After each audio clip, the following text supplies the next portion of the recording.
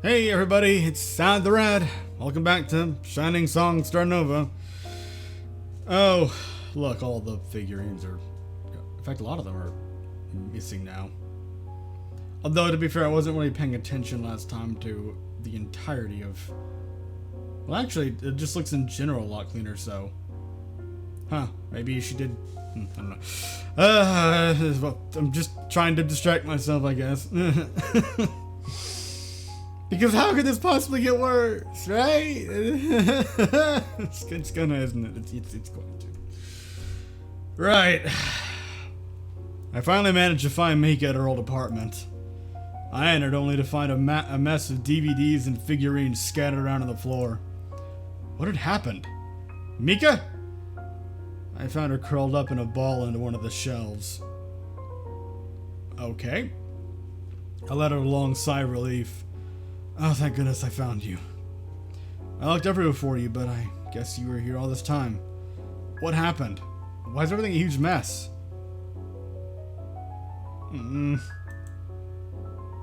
That's just the only thing I do, Producer-san. Ruin things. Mika. No, it's not. Nobody else could have pulled off the things you've done. Now come on, let's get you out of here. With that, I hoisted Mika up into my arms and carried her off into a cab. I put Mika down on the bed and gave her a cup of water. This looks like a hotel. Okay, it just looked like a hotel. Barren, just drab walls, really bland furnishings, a random door at the back of one of the beds. So, that chair. I swear to God, every hotel I've ever been in has a chair that looks like some manner like this. Blocky, uncomfortable, with a weirdly lean back, kind of like, backrest there. Random, basic as fuck office chair. This desk, and that kind of just flat screen TV. This is just every hotel I've ever seen. Well, I have personally never been in. Ugh. And I spent a lot of time in hotels due to my job. Fuck. Ugh. This is not... I put Mika down on the bed and gave her a cup of water. Looks like nobody saw anything. But you've got to be careful. There are a lot of people who are following you now. Make sure not to do anything reckless like running away on your own for now. Okay. I understand that giving her this talk is for her own good, especially because, yeah, she could very well be in actual danger. Either because of herself or, well, more than likely someone else. But try and be a little, well, then again, I guess driving at home would be, It's one of those things where it probably has to be a little stern like that. But otherwise, kids' gloves, come on. Okay. But I can definitely understand your feelings. Can you? I think what you mean is empathize. You're not actually in her position, okay? I mean, just, okay, I'll let him go on before I jump to conclusions. The masses really have lost their minds over a tiny little thing, huh? Yeah, that just sounds like you're empathizing as opposed to, oh, I know what it feels like to have people online, basically just dumping vitriol on me, and then someone actually coming to my house and throwing a rock through the window. So, and then someone else going to my place of work and defacing it as a further insult to injury. Yeah, it's... Mika buried her face into her knees. Anyways, just one project turning it disappointing isn't the end of the world. Let's try our best to turn this around and restore the public's approval one way or another. You can rest up for today. Get back refreshed and we can still recover from this. With that, I turned to leave. Mika grabbed onto the back of my coat. Don't leave. Mika? Oh. Oh. I want a head pat. Oh. Here you go. I turned around and lowered my hand onto her head. She shook me off. Closer. Mika. Producer-san's the only supporter I have left now. If he leaves me, I don't know what'll happen. I gulped. Alright already. I had did everything in my power to help Mika. If I kept projecting her feelings, the situation was only going to get a lot worse. Alright. I sat down beside her on the bed and gave her hair a good rub. Closer. Mika scooted over and sat down on my lap. Oh boy. I want to feel Producer-san around me. I did as I was told and wrapped her in my arms. Oh boy. No, this is dangerous territory. Yes. I mean, it's one thing to want to help her get through this, make her feel supported, reassured that she has someone that she can rely on. But then it's really close to the crossing that line into taking advantage of, potentially. It's, you know, Okay. The next day. We all raised our heads and turned to the door as Mika walked in. Good morning. Ellipses. Everyone exchanged looks. Was Mika alright after everything that had happened? Probably not, no. Just my guess. After all, the last time everyone had seen her, Mika had run off crying by herself after seeing how their office had been defaced. Huh? Why's everyone staring at me? The girl sighed in relief upon seeing that Mika returned to her old self. Well, are you sure it's really, like, legit, or is this just surface level?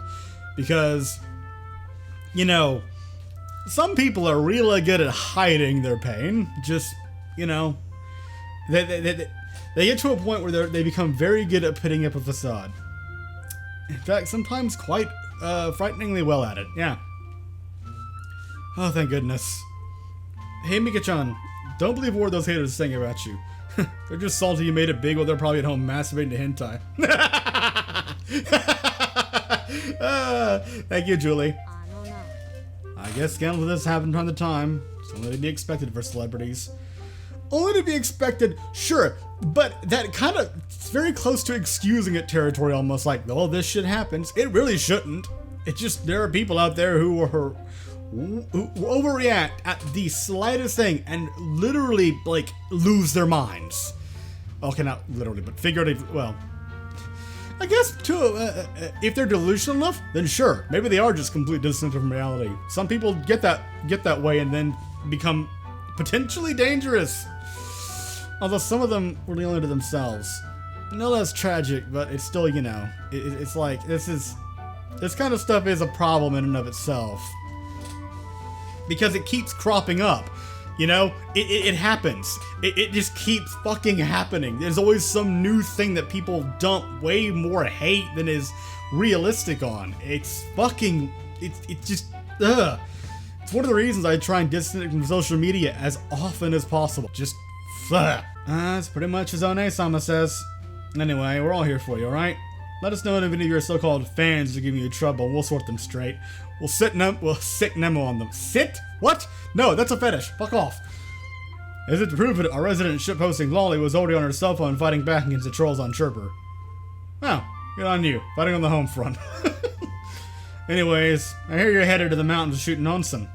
Lucky you, huh? I wish I could go too. Huh? Even though it's work, please do your best to come back feeling refreshed. If Producer-san's there won't be any problems. Producer-san, you'll do your best to look after Mika-chan, won't you? Of course. Oh, by the way, that Kodama will be your acting producer while I'm gone. Please get along with him, okay? Please. That suspicious character again? Oh my god! That suspicious character again, huh? Now, Kodama-san's pretty good at what he does, and it's not like he would peek on us and want to steal our underwear, right? I guess, but he certainly has quite a way with words, no? Whatever, we're all pros here. Anyways, let's keep the fort here while Producer-san and Mika-chan head off to the onsen and turn the television drama around. Turn it around, quote unquote. The bar is pretty low, I suppose, especially considering what they're aiming for. After bidding the girls goodbye, Mika and I take what the fuck was that? Mika and I take a count of the television set. By now, all of our equipment had been packed up and loaded onto a travel bus.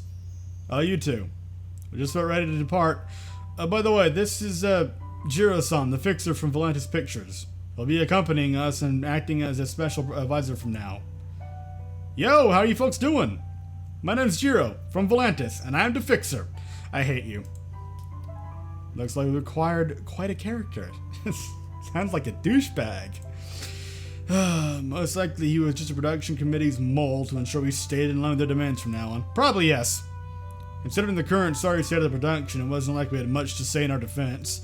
For better or worse, it looked like we would be stuck with Jiro from now on.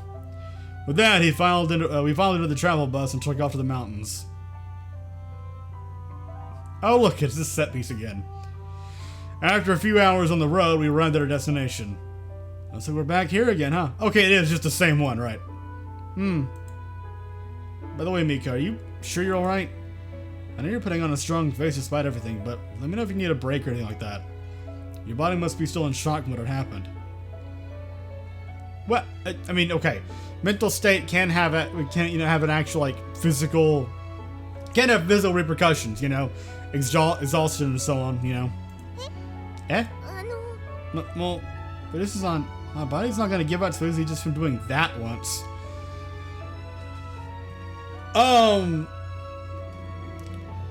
Did that fade to black actually, like... Was it a legit fade to black? Okay. I honestly... oh, I'm not talking about that, obviously. You could have clued me in a little earlier. I didn't actually think they were gonna go that far.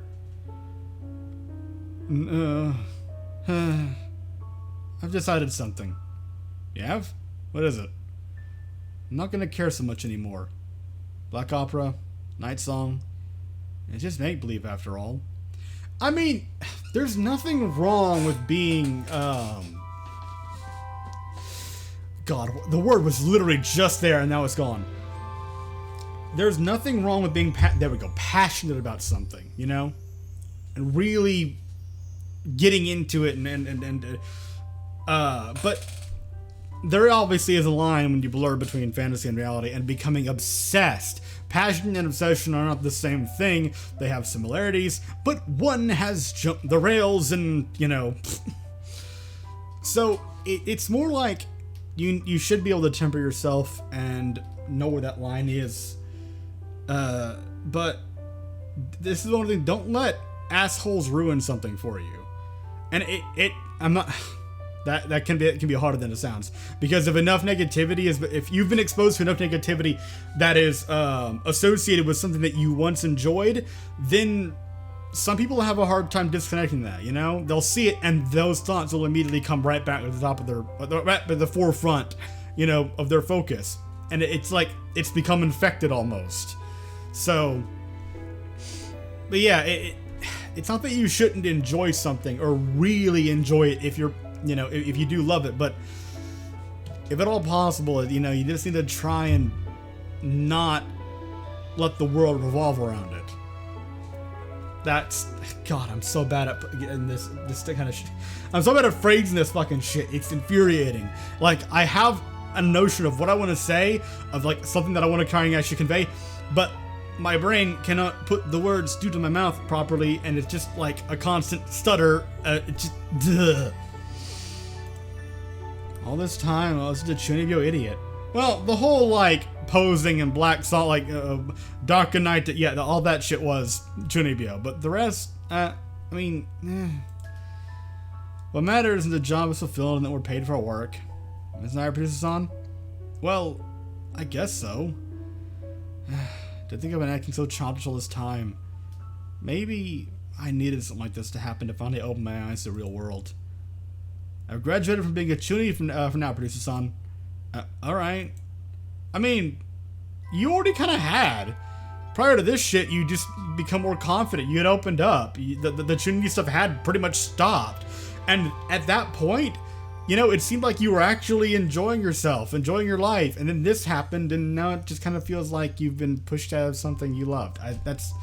That's depressing in its own right. Something to think about, I guess. With that, Mika headed towards the onsen. I should be happy with this. After all, Mika seemed to have regained her confidence and was once again eager to make the show a success. But I felt like she had lost me about it, which is really important. Yes, I kind of just more or less said that. That. I was worried about her. Good! Not just as a producer, but maybe as something much more. Steam! I stood by as they filmed a scene where Mika got into the onsen pool. So in this scene, let's say Mika-chan's gonna undress and enter the onsen. Full stop. Let's get some good pictures. Alright, action. Mika did as she was told. Of course, we only created the illusion that she was naked through some trick camera work. This Mika was still wearing nude colored tights around her private parts. Yeah. Wait. Didn't we also agree to include a shot of her for this scene? Really? Producer-san, what do you think? Well, if it was just her rear, it was of course more than Shining Productions' nudity policy, so I had no grounds to object. But, was this really gonna be right for Mika? Mika-chan, are you comfortable with this? No problem. Alright. With that, some staffers left with Mika back to the change room to remove her tights.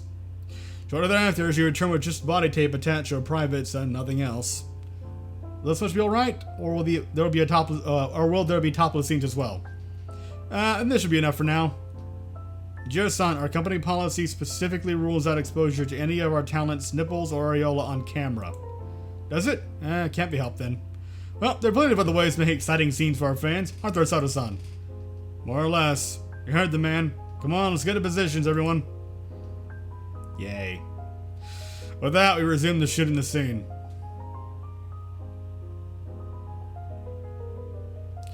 Mika and Kyle left the pool after an arduous scene involving various sexual hijinks resulting from mixed bathing. Hashimoto-san, I don't know how to put this, but I'm sorry about all the various things Joe-san forced me to do to you.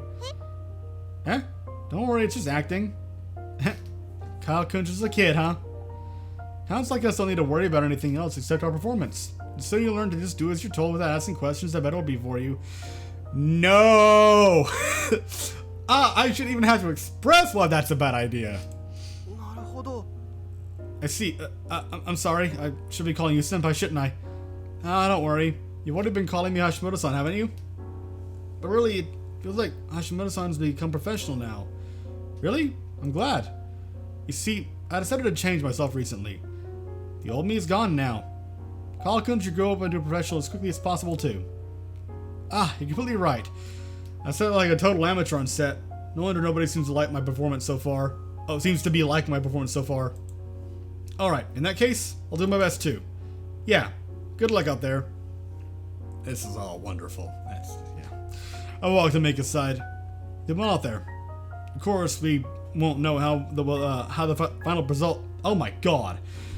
Yeah. Of course, we won't know how the final result will turn out until everything's been edited. But I feel as if your acting's improved a lot.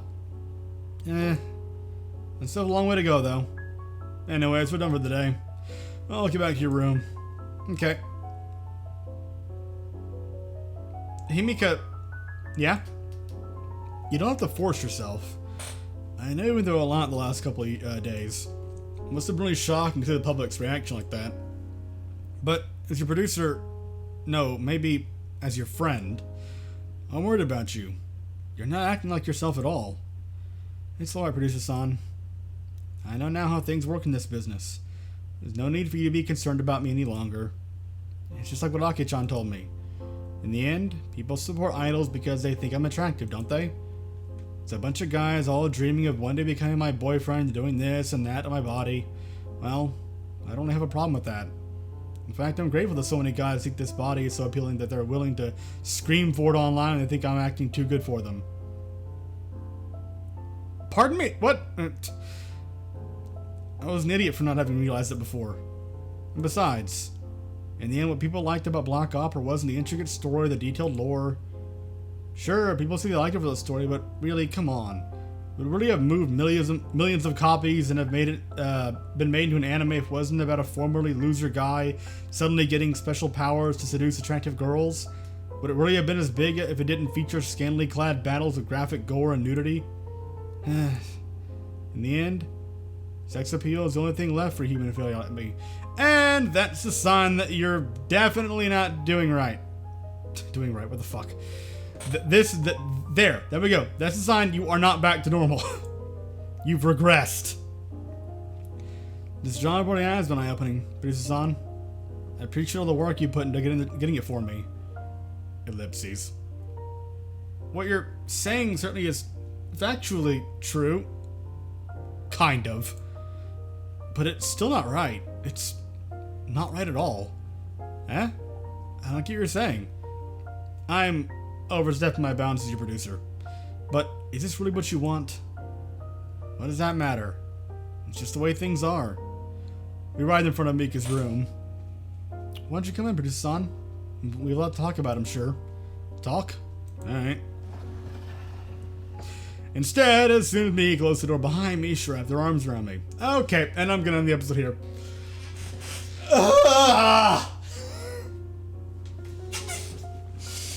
Move from one issue to another. They're still related, but god damn it.